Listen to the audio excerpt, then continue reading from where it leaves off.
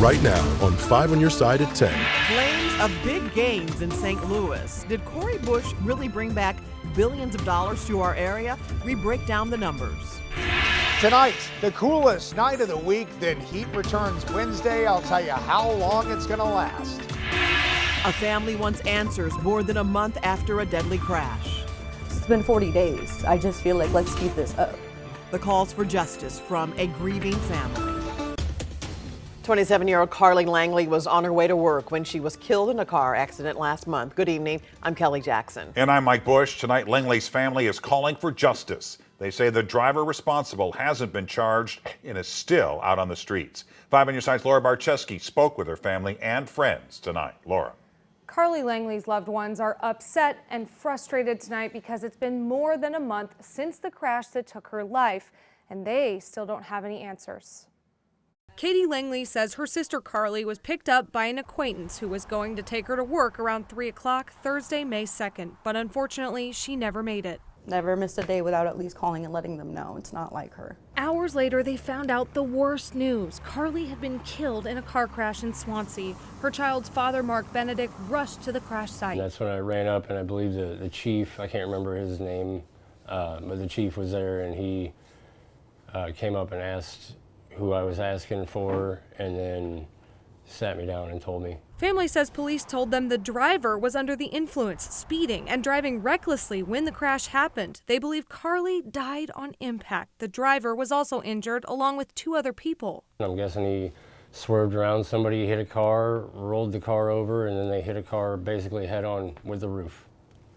So it was about the worst possible thing that could ever happen in a car. Langley says officials tell them it's up to the legal system now, but the last update she received was 2 weeks ago. There's been no update, and it's been 40 days at this point, and we have no answers. And he's still free. One of Carly's good friends, Taylor Pruitt, says she misses her every day. We just did everything together. We lived life. I feel like I can't even believe how long I've known her and how many different stages of lives like we got to go through together and everything, and it just sucks like we didn't get to go through more, really. Pruitt says she doesn't want to see this happen to anyone else. We really want to see justice. Carly leaves behind a 3-year-old son named Riot. Benedict says it's heartbreaking to see him still searching for his mom. And I've already sat down and told him, that mom's not coming back, but I'll have to have that conversation a few more times. And I reached out to the Swansea Police Department today and was told the chief and the detective in charge of this case were unavailable. Mike. Laura, thanks.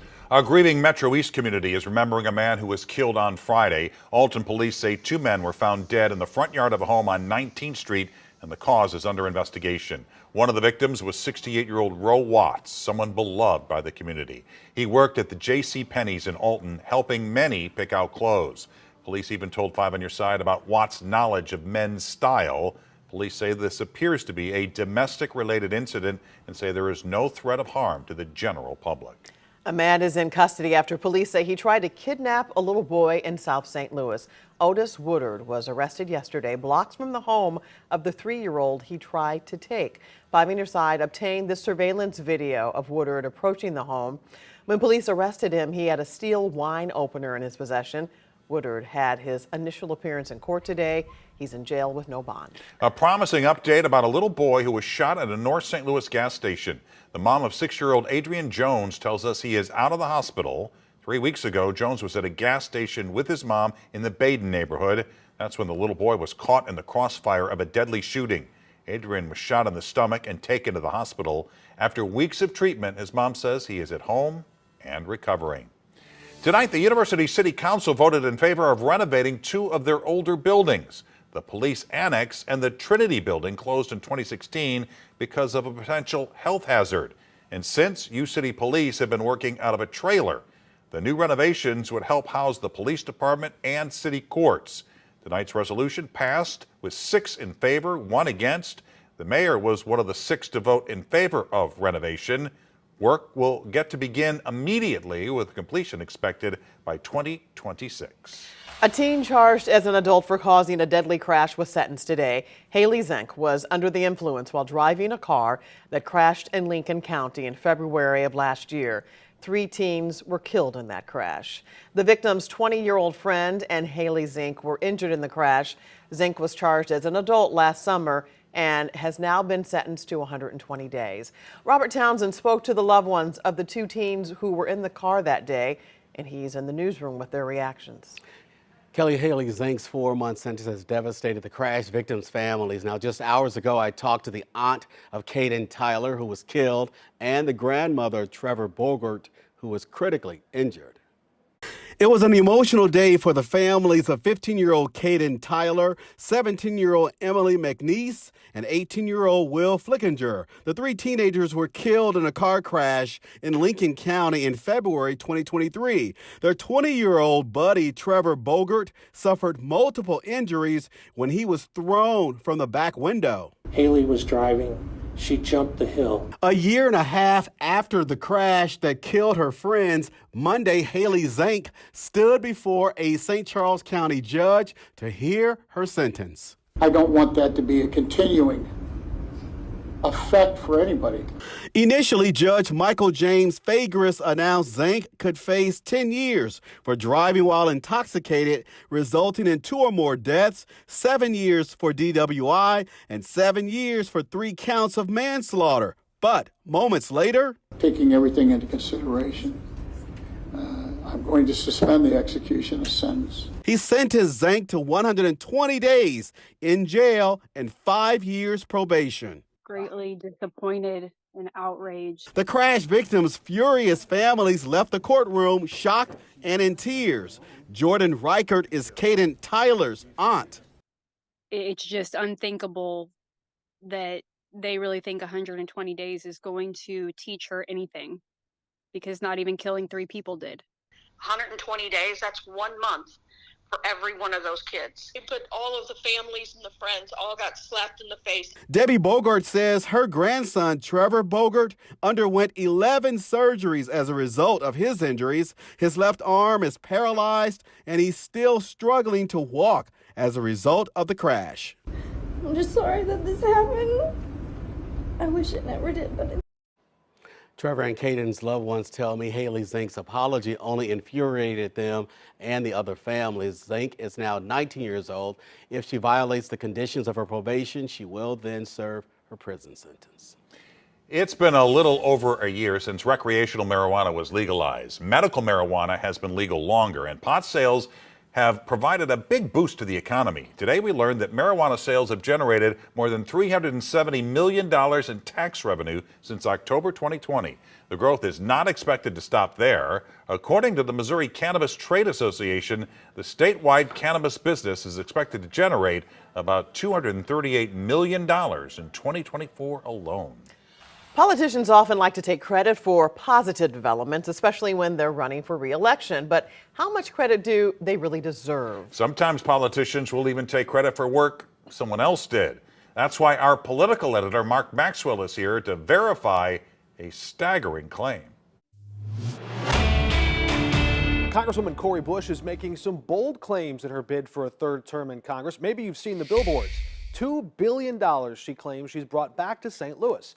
An enormous amount if it's true. Most congressional leaders claim a lot lower number. House Minority Leader Hakeem Jeffries, the top Democrat in Congress, only boasts bringing $21.9 million back to his district in 1 year. So did Congresswoman Cori Bush really outperform him by 100-fold? Let's verify. Our sources: congressional voting and spending records, the U.S. Census Bureau, and the Internal Revenue Service. In December 2022, Congresswoman Cori Bush's office said she secured over $18 million in community project funding, commonly known as earmarks. Then, in November 2023, she reported delivering $27.4 million. This March, she said she secured $13.7 million, and later in March, she added it all up to more than $41 million in direct funding. She repeated that total again in early May. Then, something changed. Suddenly, this eye-popping claim started showing up on billboards, campaign signs, and Facebook ads. Some paid for by her campaign, others paid for with your tax dollars. So we asked her to show us the numbers. Here's a breakdown of what they sent us. That $41 million in community project funding, that much we can verify. Plus $1.1 billion in American Rescue Plan Act or ARPA funds, another $770 million in federal grant funds, $126 million in HUD or FEMA disaster relief, and $33.4 million in Department of Transportation funds. So let's start there. Yes, she did support those specific projects back in 2021, but those raised grants are now funded in a bipartisan infrastructure bill. She voted against it. Under the ARPA funds, Bush's office counted a round number, $197 million under the child tax credit. Data from the IRS showed that number was actually $155.6 million. Under HUD and FEMA funding, Bush's office listed $27.6 million for the Bi-State Development Agency, but the error is right there in the name. Those funds are shared between the Bi-State, Missouri, and Illinois, not just for her district, so that total is misleading. She's also claiming credit for delivering $82 million in federal disaster relief, which of course requires first a disaster and then a presidential declaration. Yes, members of Congress can support those things, but they can't take credit for the disaster or the presidential declaration, making this claim misleading. Outside of that $41 million in community grant funding or traditional earmarks, every other category was raising big questions or showed glaring errors. So we decided to dig into that $770 million in federal grant funds she was claiming credit for. And at first, we couldn't find any records or votes that would lead to any of it. And they wouldn't hand the records over. So eventually, they agreed to meet us here, where we could review their records, they could show us the math, and we dug into each grant line by line. At first glance, inside her office, we counted 9 line items in those federal grants that were duplicated, counted twice. We deleted those and took notes detailing the rest. Later, we reconstructed that list and found it added up to be much smaller, $411 million in grants to various groups like WashU or SLU, sometimes federal housing projects, and an even smaller number actually spent in the district so far, just $208.7 million. Dig in even further, and we found some of those grants existed back in 1994 or 2001 or 2002, obviously years before Bush would ever arrive in Congress.